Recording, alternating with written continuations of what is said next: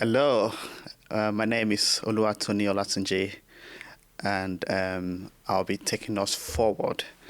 I'm still discussing the topic around Second Timothy 1:7, which is, "For I've not given you the spirit of fear, but of love, power, and of sound mind."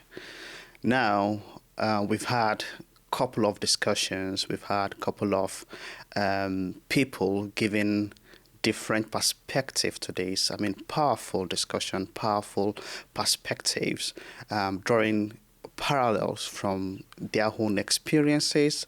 We've had group discussions, we've had individual discussions, and yeah, today it's an individual discussion where I would be drawing more parallels from my own past experiences, most recent experiences, to kind of still give more meaning, to the conversation, to contribute more to the conversation, to make it more relatable. How this Bible passage, has been applied, how I've kind of lived this Bible passage in some of my experiences. So, looking at the Bible passage, there are four things in there that I feel okay. Let's kind of unpack for now. Let's break them down further, and then that would then help set the context for the parallels I'm going to be discussing later on. Now, the passage mentions four things. It talks about fear, it talks about love, it talks about power, it talks about sound mind.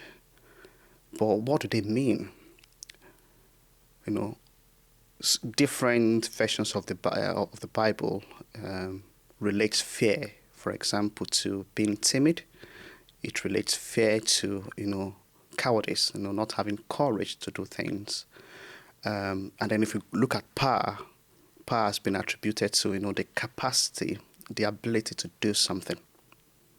And then if you look at sound mind, some version has related it to self-control, personal discipline, self-discipline. I like amplified version. It relates it to results of actions that we take that give us a well pleasing mind, a well pleasing mind. I like that. Well-rounded mind, rested mind. That's the amplified version. So I just want us to look at this individually for it to make sense. The conversation we're going to have today. So as I go further, I might get to the point where I'm using slangs, but I'm going to try and, explain them, as best as I can. But it just makes the conversation more relatable and more interesting. Today, I've kind of been led, to look at fear. There's a reason why, it came first in terms of, I've not given you the spirit of fear, but of love, of power, of sound mind. But I felt like, let's touch a bit on fear. And that's what I'm going to be drawing parallels from today. You see, that four-letter word, fear,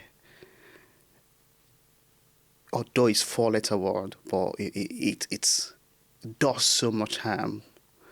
And sometimes it protects. But today I'm looking at it from the point of view of, fear causing, us to be emotionally attached to something God has blessed us, that we lose sight of, God himself. From the angle of, it can be so consuming that it makes us to take steps outside the will of God for us concerning a particular situation, concerning a particular circumstance that we might find ourselves in. And God knows that, there are certain times we may be overwhelmed because of decisions we need to make, because of, the actions we need to take. And He's made provisions. A good example is the Bible passage that says, "Be anxious for nothing, but in everything, in all circumstance, in all situation, by prayer, by supplication, with thanksgiving, make your request known." I was having a chat with my wife earlier on today about this Bible passage, and she kind of gave a different perspective to the fear. Like, you might find yourself really validly, in a situation where you are just so overwhelmed about decisions. You are overwhelmed about, what steps shall I take, overwhelmed by the unknowns. And yeah, it's valid. But then if you relate it to the Bible passage of being not anxious, then what she said was maybe to take a time out to rest, to take a time out to even eat, to take a time out, to sleep, sleep on what you have prayed on, and then wait for God. So yeah, there's a place where fear can be valid, but it's just what do you do, when you are anxious? What do you do, when you lack clarity? And that's where fear comes in, really.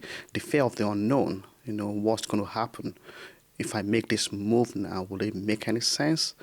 If I make this decision, will it, backfire? If I step out or out of my comfort zone, will it land well? All of these are valid concerns, but in all of these, we've been told, be anxious for nothing. And there's also the Bible verse, around the plans of God for us. The passage that says, the plans I have for you, they are good. So there's a place of God will for us concerning anything where we don't necessarily have to be anxious about the things that surround us daily. So yeah, the first parallel I'm going to draw on these, where I've kind of stepped out of my comfort zone and I've kind of, embraced courage, based off what I was trusting God for.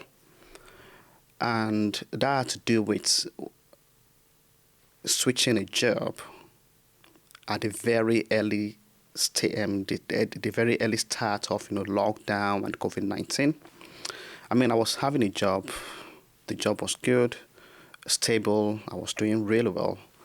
But yeah, the time had come to an end.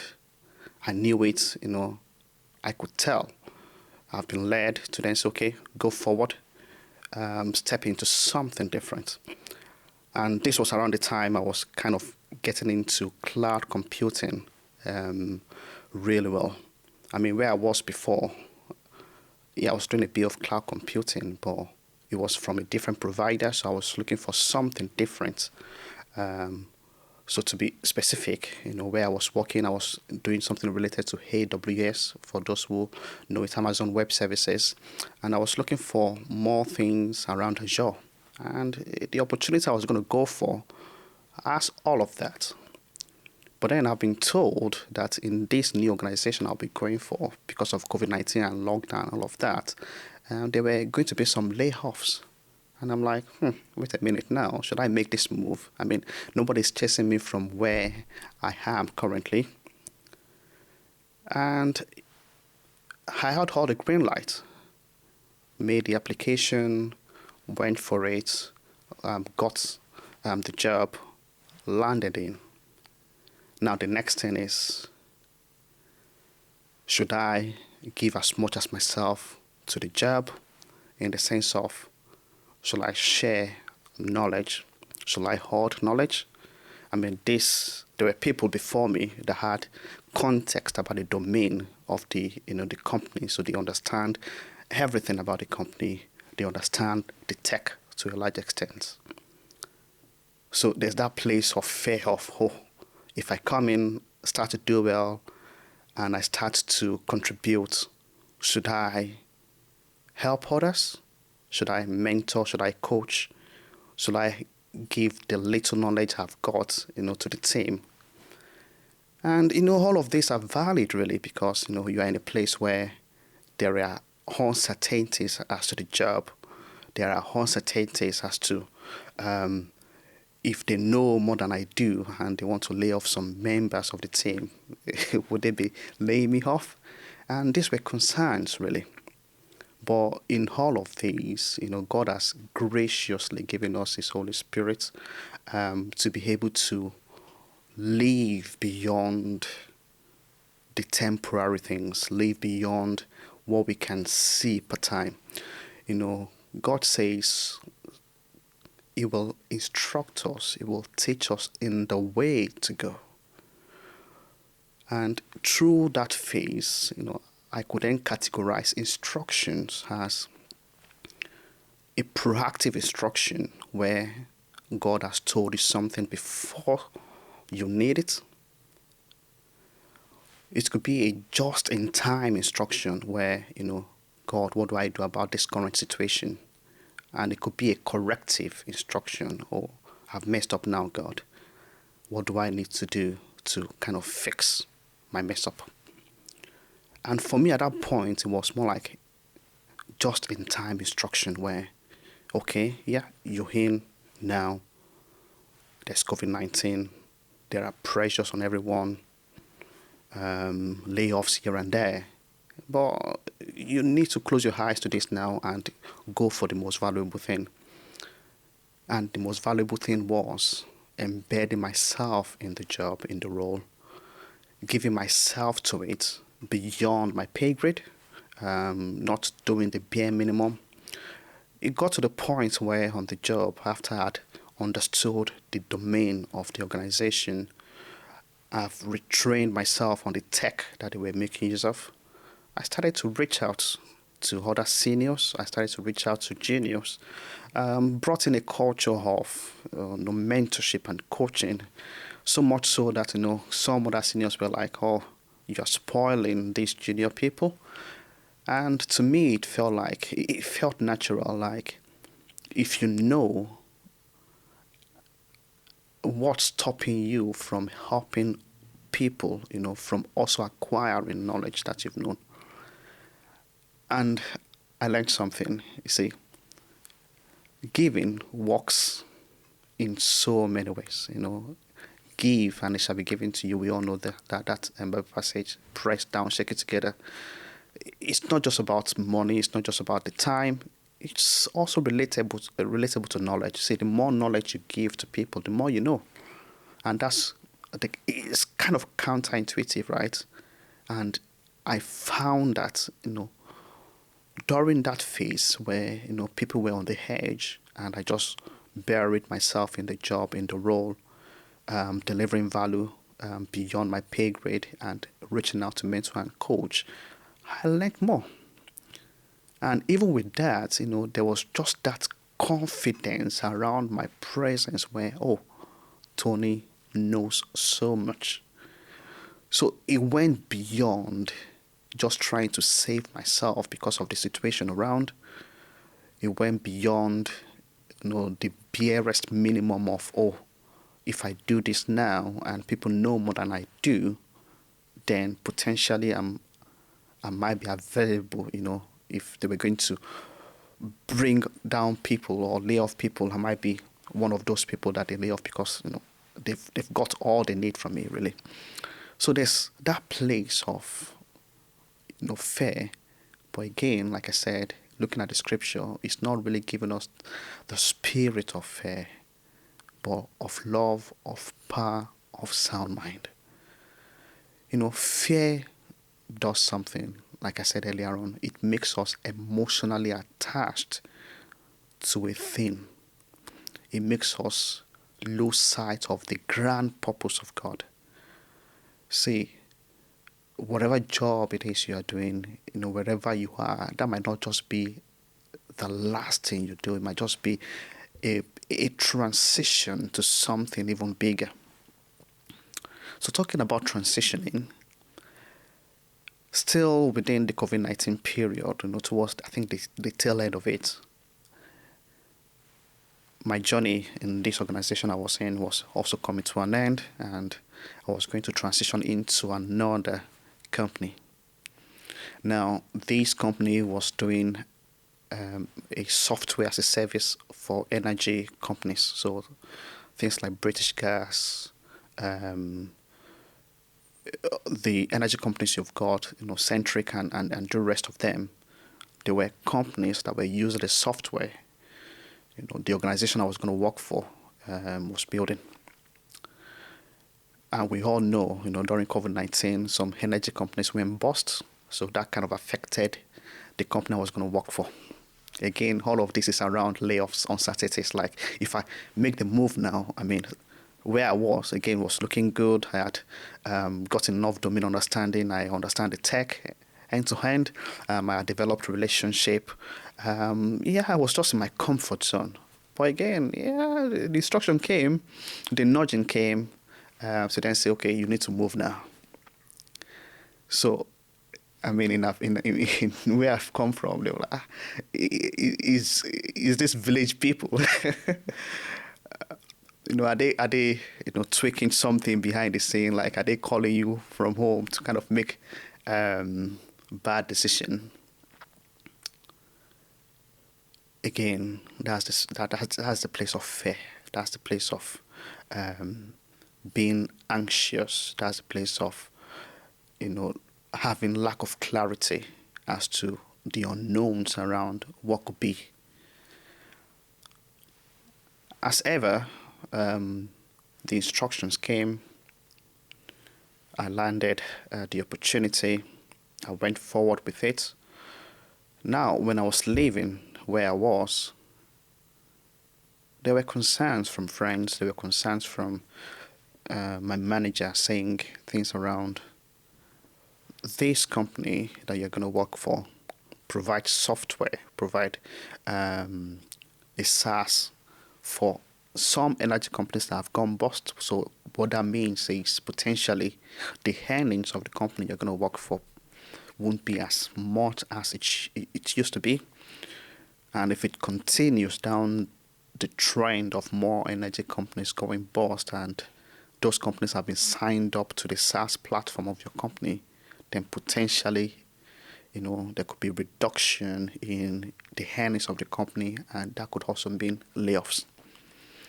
But you see, when the instruction of God is clear, regardless of what people have said, regardless of what you think, regardless of the unknowns, ours is to follow the instruction, and that was what I kind of, did, with clarity, with a place of prayer, agreeing with my wife, and then we went for it.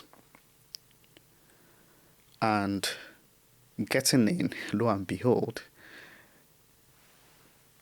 through the process of the onboarding, the onboarding process for the new company marked so many things. Getting in, it got revealed, and I got to know that people were just leaving, like almost every day, every week. I also got to know that the company was going to lay off, an arm of the whole organization. But then we were told that people that were into software, their jobs are protected for the foreseeable future. And I'm like, oh, wait a minute now. For the foreseeable future, what does that mean? But in all of these, I will instruct you, I will teach you the way to go, kept being the consistent thing. The plans I have for you, that kind of thing, is beyond, the plan I've got for myself. And, Pastor Kojo, I said this in the past, where if we feel anxious about things, if we are not too certain about things, that's the place of prayer. With prayer, we convert, we kind of give up the anxiety we've got for God's peace that passes all understanding. We might not necessarily know the end game, but ours is to follow the instruction. And like I said, there is, a just-in-time instruction saying, no, do this. And that was the consistent thing for me, where, with my wife, at the end of our prayers, we normally say, we normally pray, we normally end our prayer saying, beyond what we have prayed for, beyond what we have asked for, Lord, go ahead of us and lead us. Grant us the sensitivity we need to be able to know your instructions per time. And these are the just-in-time instructions. Grant us the opportunity, to be able to know what you are saying, and grant us the flexibility of mind to be able to get onto any opportunities that you've set before us. Now, this totally ignores will. It ignores what we feel is ideal, but looking at entirely what God is saying per time. It's not just, we pray, we do have prayer points, right? We do have things that we desire. But I tell you for a truth, like whenever we look back, maybe in the course of 6 months, in the course of a year, we see massive modifications to the things we had prayed for initially, to the things we had, identified as what we would like to have accomplished. And that's the thing there.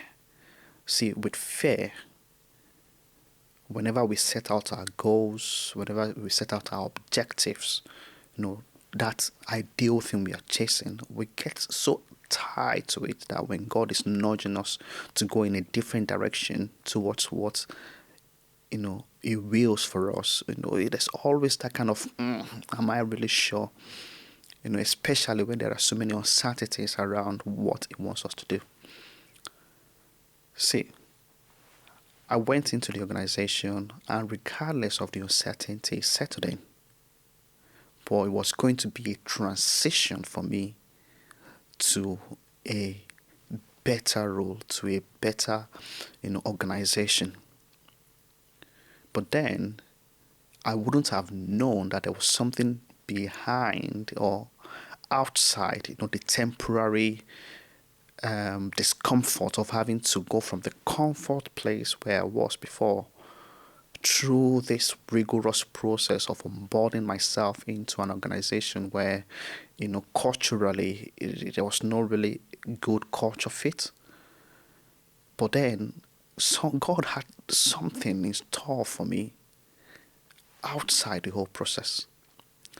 So I went into the organization, like I said, but it was for a very short period, not necessarily because of the energy companies going bust, not because of the layoffs, but because of the cultural fit.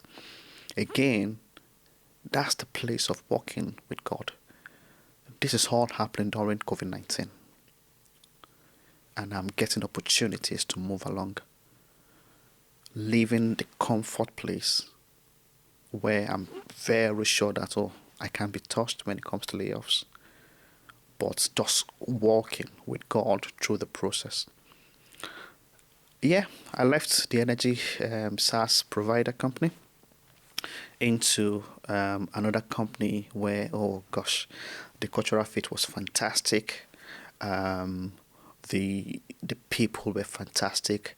The tech was fantastic. And it opened up a world of opportunities for me. Now, what I learned by going into this very good organization was everything I had done in the previous comfort place, where I had brought in mentorship and coaching, I had brought in, helping others. I had learned, this new computing platform, Azure. These were the things that started to kind of help me in that new organization that I joined. They were foundational things that if I didn't have, I would have struggled with the job. The role came, as a lead role, so I was going to lead a couple of seniors, couple of junior developers. And to do that, obviously, you need to get away from being a self. Not everything is going to be about you now, but it's going to be about the people you lead. It's going to be about you empowering people, to succeed in their roles. And that's what I'm talking about. Like if I was stuck up in my place of fear back in the organization I told you about earlier on, that it was just going to be all about me, I may be still, still going to be in the organization, you know, and who knows, have been laid off because God's plan and purpose is just so different. So when we go against that, anything is possible at that point. So the place of fear, if we give into it, it can paralyze us. It can make us take decisions, and it can make us not take any sort of decisions at all, where we feel like, oh, I'm comfortable now. I'm not going to press on. I'm not going to improve on myself because we are just in that comfort place. Now, I have two more parallels, and then we'll kind of round up the whole session. Now, the third parallel has to do with after I had landed this role, good cultural fit, fantastic team, the tech was good, brilliant. I was in a place where I was looking for, okay, what can I add to my primary role? I had something back in Nigeria, and again, walking with God. I mean, this was something I built ground up. So, again, talking about village people, people will be like, why would you want to, put a hold or stop and then be looking for something in the UK where there are some uncertainty? So with what I had back in Nigeria, I had built a relationship. So I was more like in charge of, a tech of a particular company. And then the partner I have got, chases projects, chases bids, lands, has got the connection to land projects, for the organization. Brought in people, mentored them, coached them, up until senior lead role. I could hand over things to them and then, still do whatever I'm doing back in the UK. So the partnership had grown, and yeah, I knew it was not going to be for a long time. I knew at some point I might need to step out and do something else, whatever God has prompted me to do. I started to have like a very strong nudging of, and to kind of convert what I was doing into something I could use in the UK. Like, let's shut down the processes back in Nigeria now. Let's get something secondary here that you could do. And this was before the floating of Naira. This was before Naira crumbled. I mean, the business was doing really well. So whenever I converted whatever I had earned in Naira into pounds, it made a lot of sense back then. So again, talking about instructions, proactive instructions before when you need it. So that was the kind of instruction I was getting, like, you need to be thinking about moving this opportunity now into the UK. So I reached out to a couple of people that I've worked with, one person in particular, my line manager, previously in the organization that I joined, where the first organization I talked about, where I was giving so much value to around COVID-19 period. So I reached out, and again, there was a place of fear, like, how do you combine that with your primary role? Now, these are the two roles in the UK. Looking at the secondary role I had back in Nigeria, it was a very flexible role around my availability, around any time I'm available, to do meetings. So I had so much control as to my presence in meetings. I had so much control around whenever I wanted to work. So it was kind of really tailored, to my availability. So the fear was, how do you leave that? So there were two things, how do you leave what you built?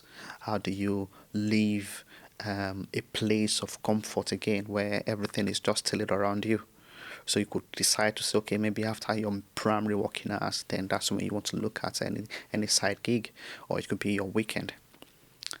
But and that's one thing about me, and my wife knows. Like when there is an instruction and I have peace, about it. Mine is to now do the just in time instruction, take it a step at a time. So started to make the move, reached out to the line manager I'd worked for before, and the instruction was, okay, package this whole thing now, suited, to when you're going to be available for meetings, when you're going to work, and yeah, leave the rest. So made the whole proposal, reached out again, the place of, how would they handle it? Like, they had never done something like that before. They've never had a role to what I was proposing, and this is a software company. Like, how will this land? So for me, I don't worry about so much about unknowns. I make the step, and I don't really worry about failures. I wouldn't allow, what would be stop me from making that move, taking that step. So yeah, I reached out, and lo and behold, the proposal was really liked. They loved it. They were okay with what in terms of my timing, in terms of the pay I was looking for, and that was because of getting past the place of fear when I joined the organization, where I was not really worried so much about the layoffs. I was going to give value beyond my pay grade. I was going to mentor and coach. I was going to give my all to the role.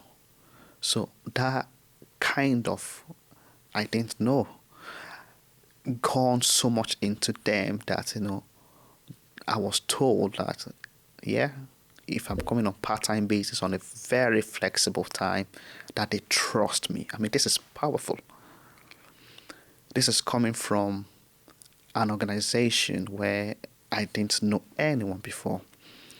But by getting away from the place of, wanting to hold everything tight and not letting value out by so doing, so that I can protect, so that, by so doing, you could then get to the point where everything kind of goes through you before people make decision, and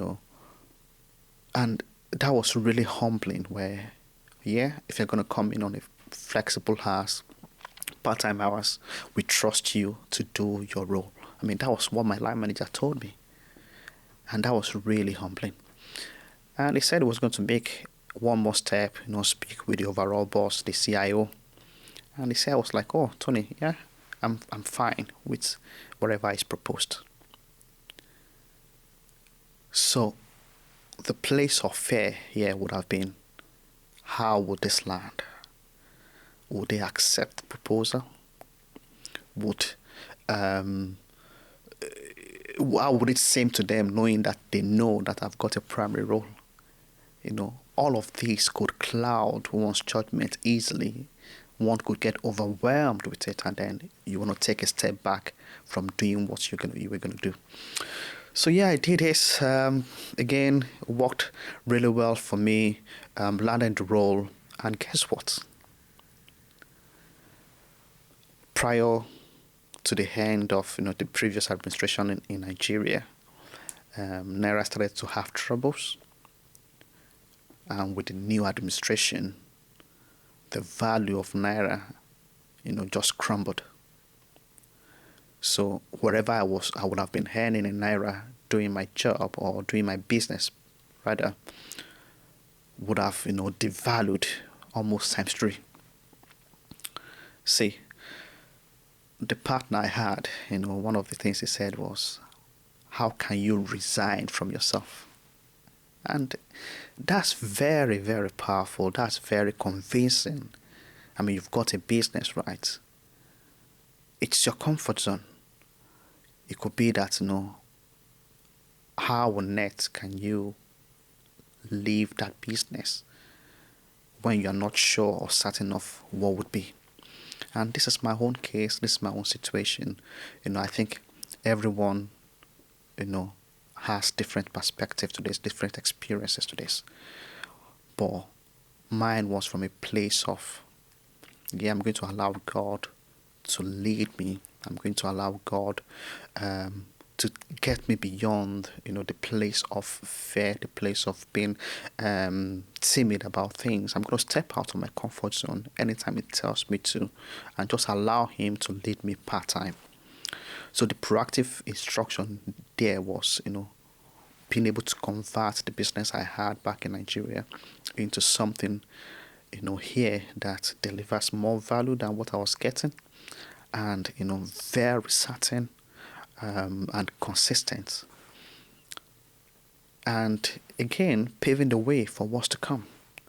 So until we get past that spirit of fear, it's powerful. I feel it needs to be addressed, it needs to be touched on, it needs to be looked at holistically. We can't really get into the place of love, into the place of power, into the place of having sound mind, because we are going to be bogged down by, if I do this, how will they land? And my wife knows this. See, I don't mind taking a step, as long as God has instructed me to. Even if it doesn't land well as to how I would have envisaged it will land, the fact that I've taken the step is good enough for me. And that's the place of corrective instruction. If it doesn't land very well, if in a way I've kind of tweaked the instruction, then the place of corrective instruction is then, how do I need to do this going forward so that I don't, get the same or similar result, or so that I can get a better result. So in this business I've got now, this side gig I've got, there's also a place of fear there, like what's the certainty around it? What's the guarantee that it's going to continue? Again, should I be giving my all to it? Now, as a contractor, honestly, you don't have any business really with the organization. You can do your defined roles, defined responsibilities, and you'll be fine.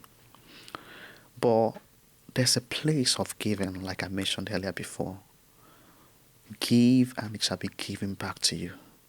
See, it's powerful when you sow in the lives of others, when you step beyond the place of your comfort zone and you give to others. It could be your time, it could be, getting them past whatever situation they are in. It could be, sharing knowledge, it could be mentoring and coaching people. So with this flexible thing I was doing, with this job I have got on the side, there's a place of fear of, should I go beyond my role and, reveal so much knowledge as to the expertise I was bringing on board. The place of fear would then be, if they got all the expertise, if they got all they wanted from me, they can do away with me. Like, they don't need, I'm on flexible time anyway. But I discovered, interestingly, like, the more I give with my part-time role, the more comes to me. And one thing happened of recent. So they had been talking about automation of a couple of things we do. So the organization does something around data integration. So they provide data.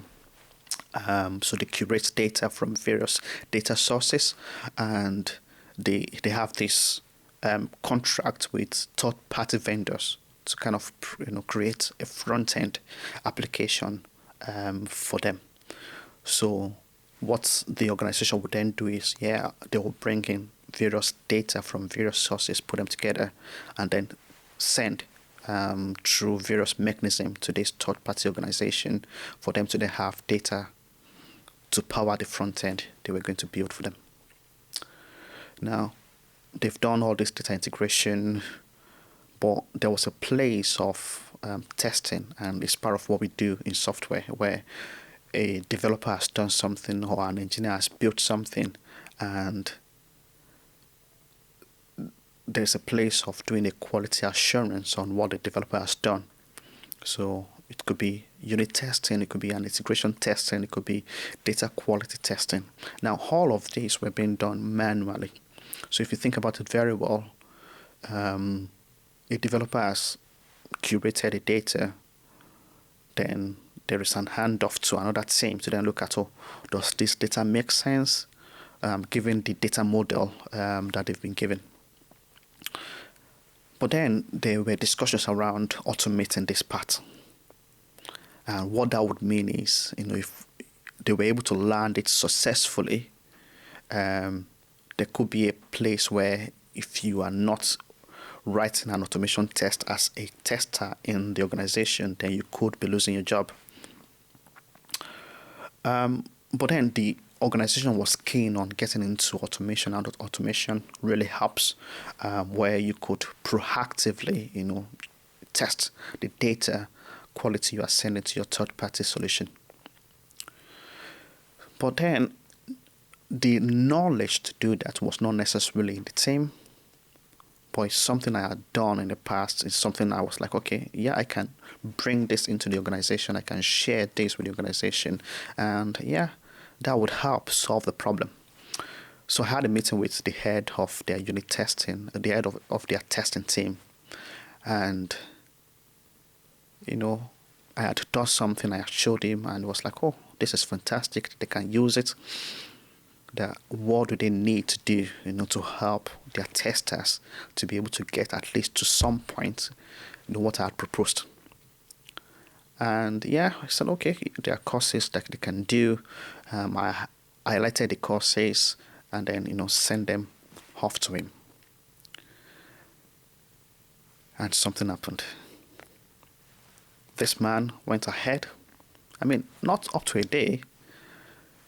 Dropped a message to the developers, to the testers, to the app support team, saying, oh, I have found courses that you can all do. If you are interested, I have created a collection for them. Here's the link. With no reference whatsoever to our conversation, with no reference to me. And that touched me. And, as we would say, as the hot, I wanted to reach out to the guy. I'm like, how come? And that's the place of, again, the just-in-time instruction. What do I do? So what I did was to put a thumbs up on the person's message to kind of get the visibility. And that was it. And God told me something like, see, the most it can take is what is taken. Don't allow that to kind of stop you from giving more. When it comes to the know-how, when it comes to the technical understanding of whatever is given out, the information is with you.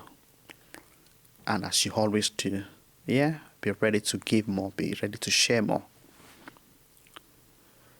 And, a week after, I started to get messages from his team members, reaching out to me saying, oh, they would love to have sessions with me to kind of, take them through what I had shown the head of the testing team.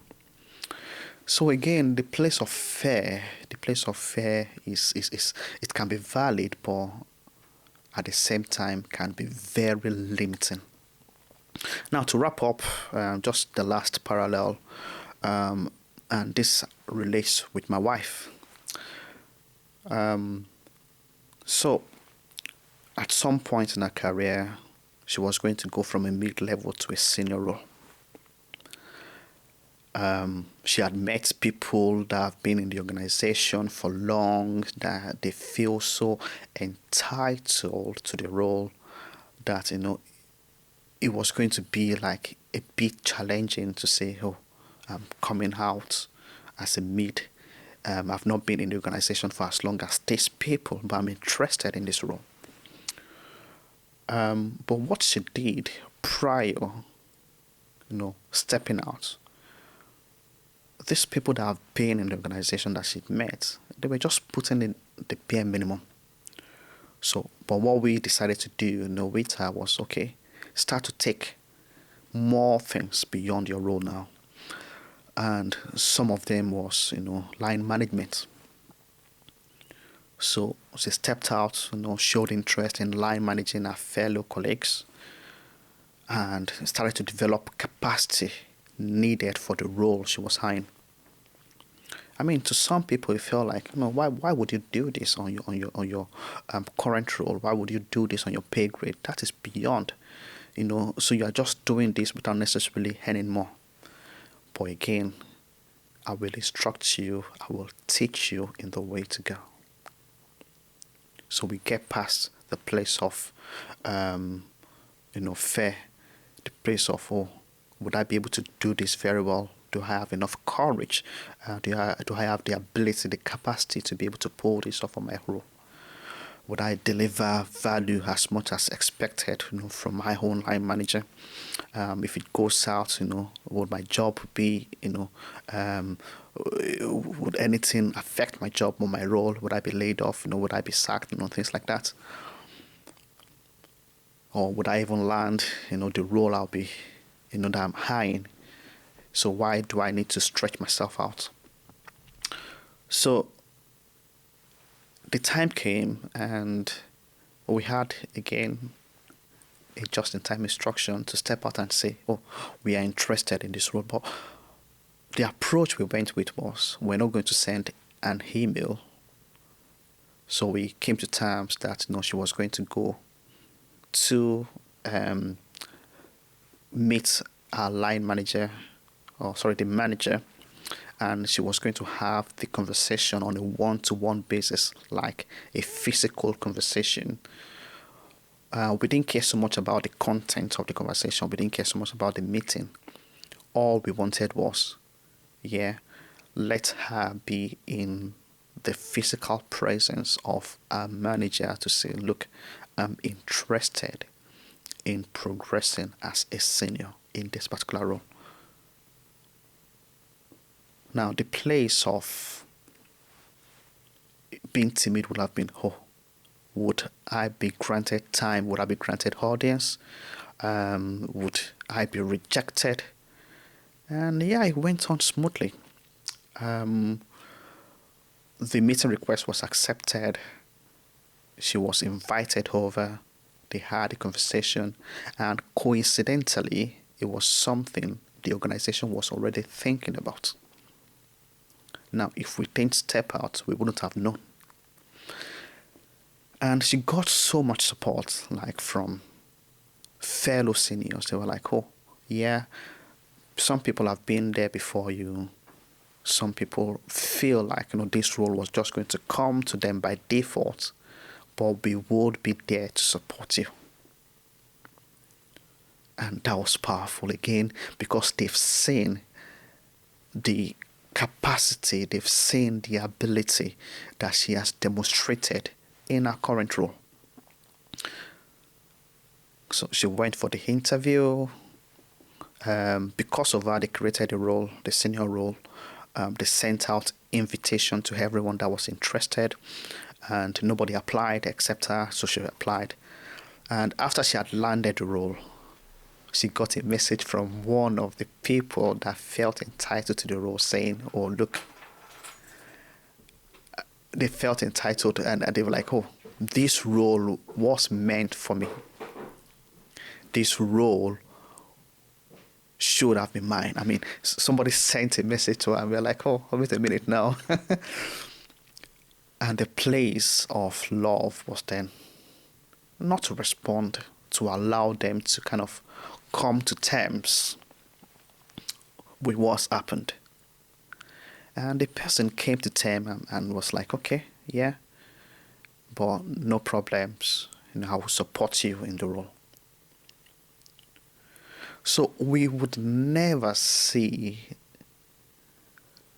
the other side of fear if we are stuck up in fear itself. So looking at this whole thing, and let's bring it home now. I have not given you the spirit of fear. We need to get past this. We might be overwhelmed with decision, but Bible has made, or God has made provisions. Be anxious for nothing. We need to get to the place of, prayer where we turn our anxiety, where we just hand over our anxiety to God and we allow Him, to walk in us, to do in us, of His good pleasure concerning the various things, concerning the various concerns. So I felt it was necessary to look at the place of fear. I felt it was necessary to kind of,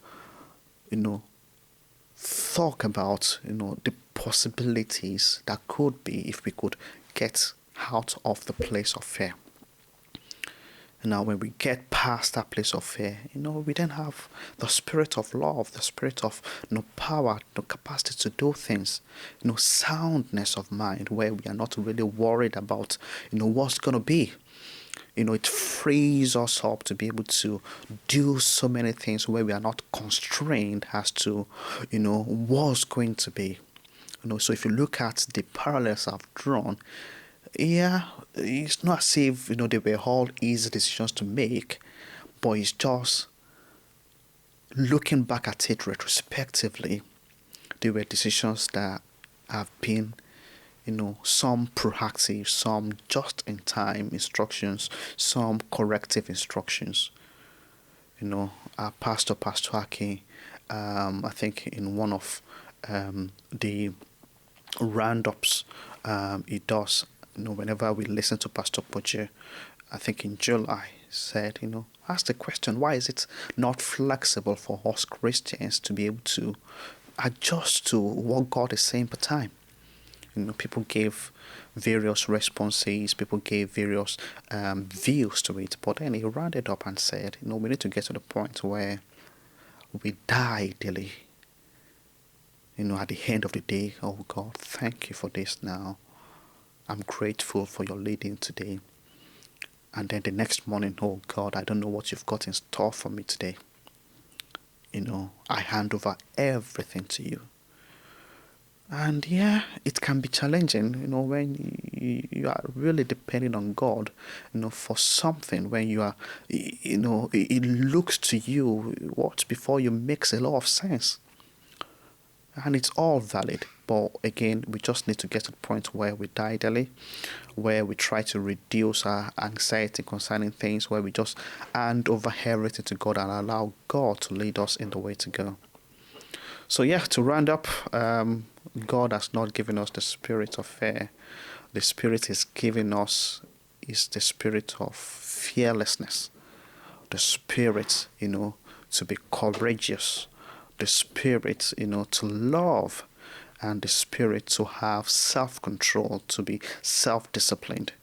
But before we can get to the place of love, before we can get to the place of self-control, before we can get to the place of, soundness of mind, we need to get past the place of fear. So, thank you for listening. And, keep winning.